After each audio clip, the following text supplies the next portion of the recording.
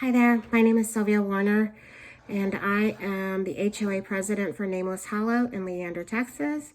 So if you're seeing this video, it's because you own property out there. The reason for this video is we are in the process of changing our declarations. Ballots were mailed out to you. You should have received a huge packet in the mail. In that packet, you would have received a cover letter that was written by our property manager at the time, and then owner consent form. This is where you would vote on the different declarations or articles that we're changing. And the packet also included a 24-page new set of declarations. This is, I say new, but it's really not new. This is a rough draft. Okay, this is not the declarations. This is what we're trying to vote on. The reason for the declarations is because our community, the expenses out there have just grown to be too much. If we continue to run the association the way it has been running for the past 40 years, we're going to find ourselves in a difficult spot, and we're not going to be able to get out here in maybe 2 or 3 years. So in fact, we're already in a difficult spot in regards to the maintenance of our buildings. We're all aware that some of our buildings do need to be repaired. Some of them may need new siding. Some of us need new decks, maybe paint. There is some work that needs to be done out there, but those expenses just exceed what we bring in annually. And there's just no way I foresee the association ever having to have enough money to do the upkeep to the buildings or the repairs that are necessary. So with that, I'm gonna go down the owner consent form. So Article 1 and 2, those were grouped together. Article 1, a lot of the changes were just wording and definitions. So just a few rewrites, nothing major. Article 2, this is something huge as an owner. This is when we are proposing to transfer the responsibility of the exterior portion of our buildings to you, the owner. And the reason that we're proposing this is just for the fact that we don't have the finances to do the necessary repairs, the upkeep to the buildings. That is the main and only reason. I know for those of you that this is the first time that you're hearing of it, I know your jaw may have dropped, but you know, I'm an investor. 96% of us that own out there are investors, and even if you're not an investor, you're someone who lives on site. You want your property to continue to appreciate. You want to make sure your building is cared for. The association is not that group that's going to make sure your building is cared for the way it should be cared for. So we just think it's in everyone's best interest to transfer it over to the owner at this point. Article 3, this is in regards to our property insurance. We are required to carry property insurance on the common areas. Right now, that property insurance includes the exterior portion of the buildings. So our property insurance is quite expensive. It continues to increase in cost just because of the economy and the most, you know, we've had a lot of natural disasters out there. So the insurance rates just continue to increase. 2 years ago, we were paying $26,000 for our insurance. I still thought that's a significant amount of money. Last year we paid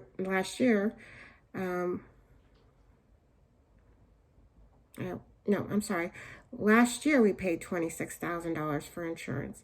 This year we're paying $45,000 for insurance.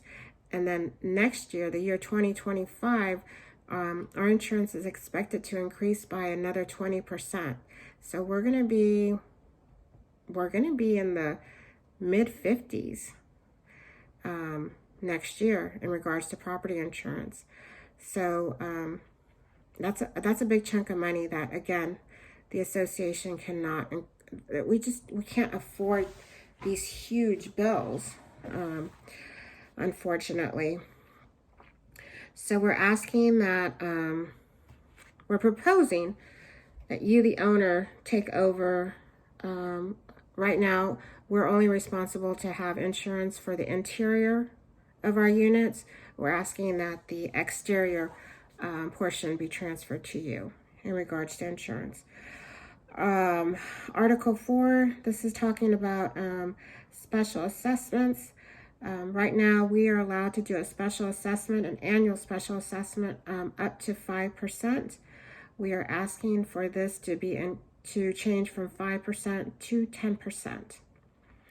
And a special assessment is a fee that's in addition to your monthly assessment, and this fee can take place only when there is some sort of expense that exceeded the budget that we thought it was going to cost us, or it was an expense that we did not foresee and we did not budget for.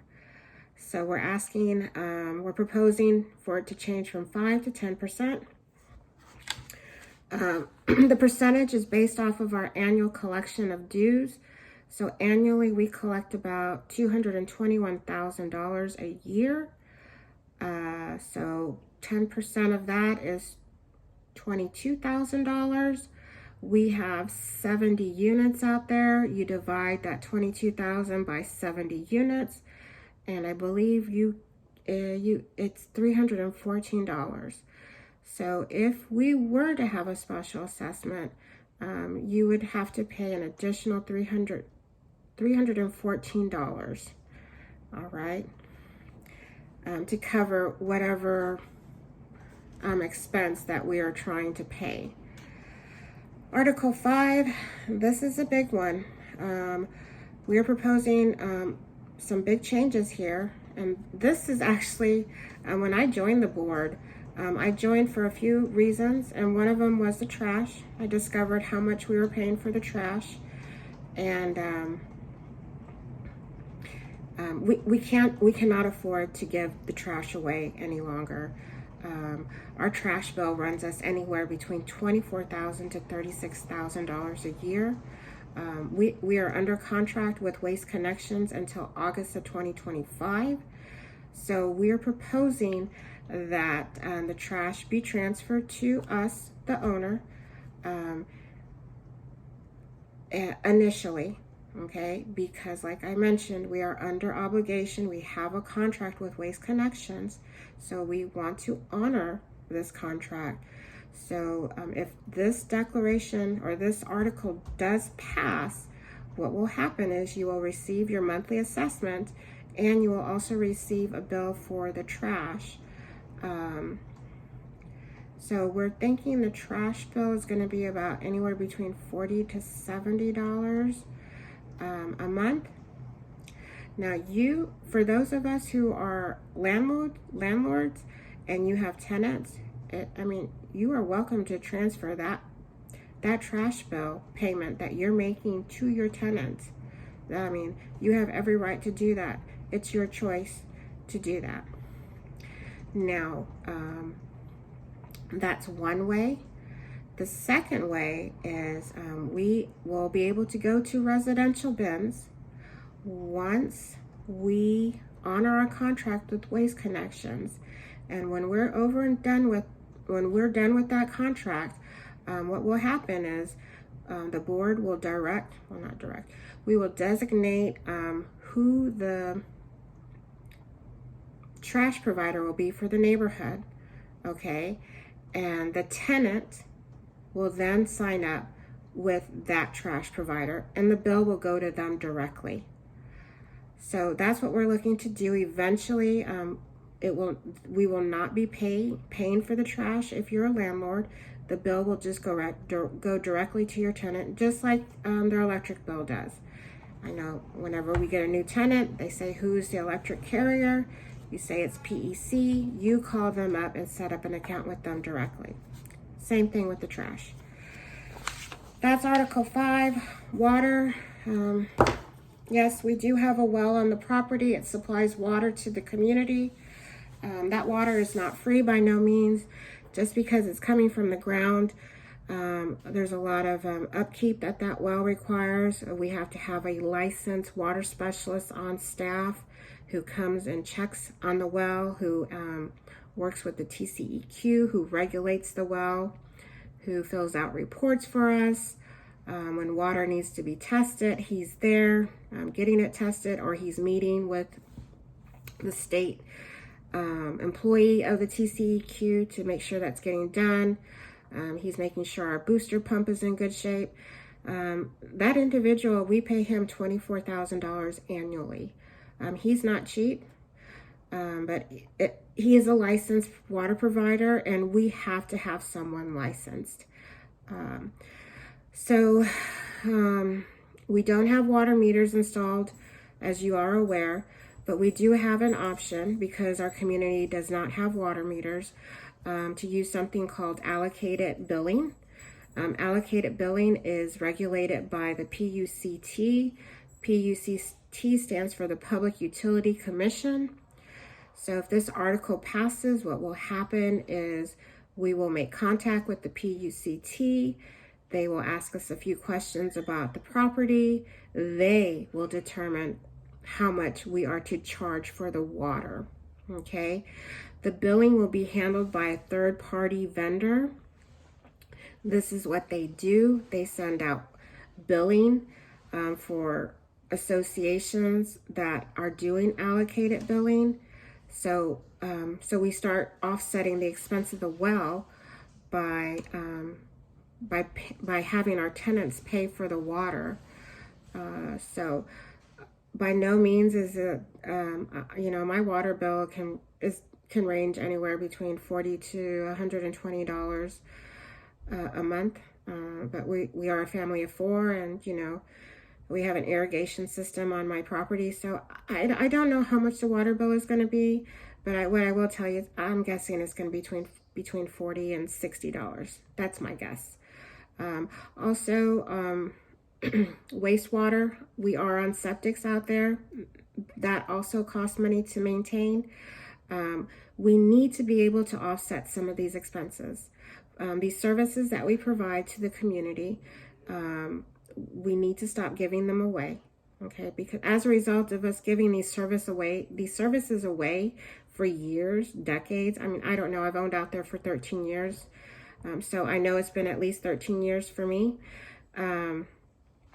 Because we've been giving away these services, I mean, I really do think this was one of the contributing factors why our buildings were never maintained the way they should have been. Our money was being allocated elsewhere. So that's what we're looking to do. We're looking to do allocated billing for both our water and our wastewater. Okay, again, it's going to be something regulated by a third-party agency, and the billing will be handled by a third-party agency. And the billing will be going directly to your tenant, or if you're a resident, it will be mailed to your address. Those are the big changes for Article 5. I'm going to let you read the rest because they're really just rules. Some of them are existing rules in our current declarations. It's just some of the wording changed. It was just wording that was outdated, so we brought it up. We brought the wording to something more current. Article 6, 7, 8. Again, Article 6 and 7. It's more wording that needed to be changed, some paragraphs that needed to be eliminated because they don't apply for us. So that is Article 6 and 7 of your declarations. Article 8. The reason that these forms need to be signed and notarized is because Article 8 says it needs to be signed and notarized. So we want to do away with that. So that way, if we ever amend or update our declarations, we will not have to get them notarized. All right. And Another thing is, in order for these declarations to pass, we need 75%,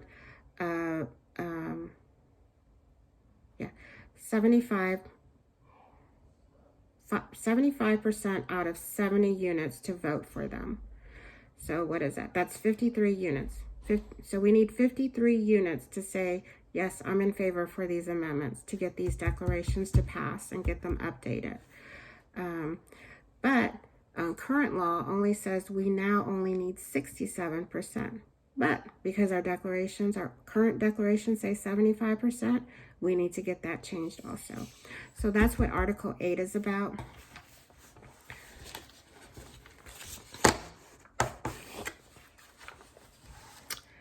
So here, if you're in favor of all of them, you're going to say 4, okay? I'm not going to direct you to the other side, okay? So we're all in favor for them, right? Hopefully, God willing. I hope you see the benefits. I hope you understand why we think this is the way to go. This is a start, okay, to make the improvements. No, I don't want to say make the improvements, to make the changes that need to happen out there, all right? So we will need for you to check, if you're for or against the amendment on all these pages. So you should have 3 checks on the first page. There's a box here. This is for Article 5. And this one is for Article 6, 7, and 8, for or against. Put your John Hancock here, print, date it. The 4th page is very important. I would not fill out the 4th page, all right, until you're in front of a notary, all right? So then you can sign. Make sure when you're doing all that, list the address. If you own more than 1 unit, make sure you list all your unit numbers that you own out there, all right? And then get it notarized. You are welcome to mail it in, but I'm going to ask that you email it to our new property manager. We have a new property manager. Her name is Rebecca. I will include her email address with the text message. All right. I'm going to end this video right now. I know we're very busy. I appreciate your time if you made it this far. I appreciate you listening to me.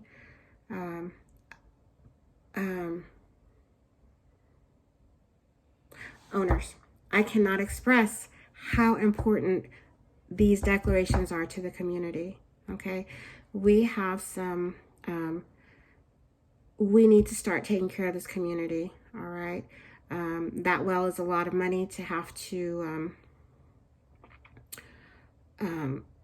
to run and maintain. The trash is ridiculously just high when it's an expense we should not be incurring ever, but that's the way the declarations were written. The insurance is ridiculously high. So if we're going to take ownership of the exterior portion, we might as well take ownership of the insurance as well. These are our units. Some of us buy rental for cash flow purposes. Some of us buy it to make sure our property is appreciating. I know the Austin market's seen a great, the real estate market's been great. It was great up until this past summer.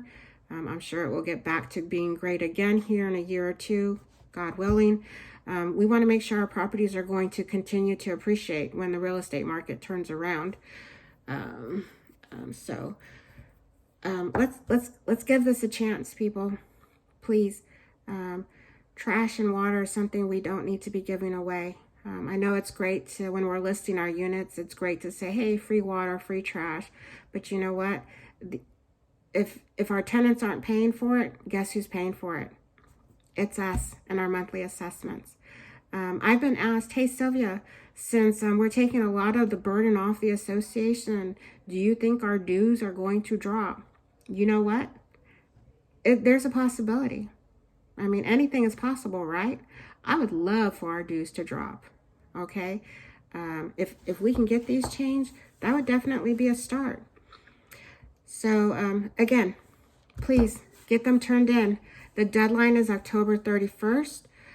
We may extend that deadline because I have heard that some of you just received your packets. I was told by associate they were put in the mail about the beginning of the month, and some of us are just receiving them.